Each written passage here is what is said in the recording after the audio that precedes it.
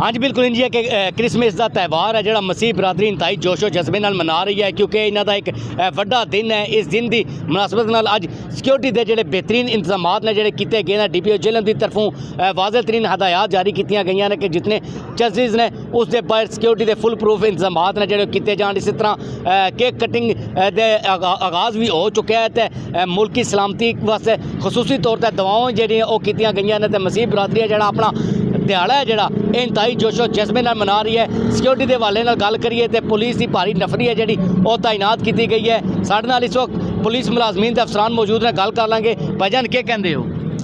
अस्सलाम वालेकुम जी। हुकूमत पंजाब की हदायत है जनाब, IG साहब की हदायत है, SP साहब जेलम उन्होंने हदायत है जनाब। मसीह बरादरी नूं फुल सिक्योरिटी दी गई है।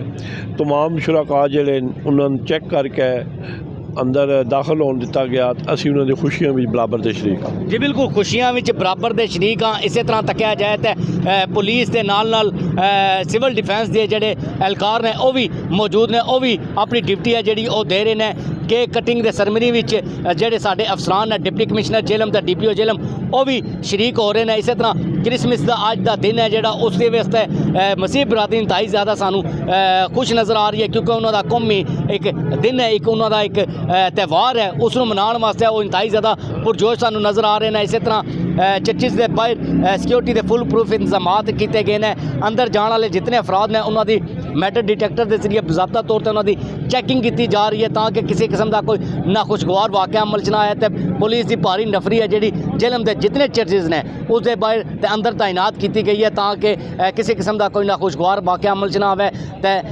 ऐसा तकिया है कि जोड़े अफसरान ने वो भी इन्हों दी खुशियों में बराबर शरीक हो रहे हैं। केक कटिंग का सरमनियाँ हो रही हैं मुख्तलिफ मकामात उत्ते। तो मसीह बरादरी सानू इंतहाई ज़्यादा जोशो खरोश नज़र आ रही है जी।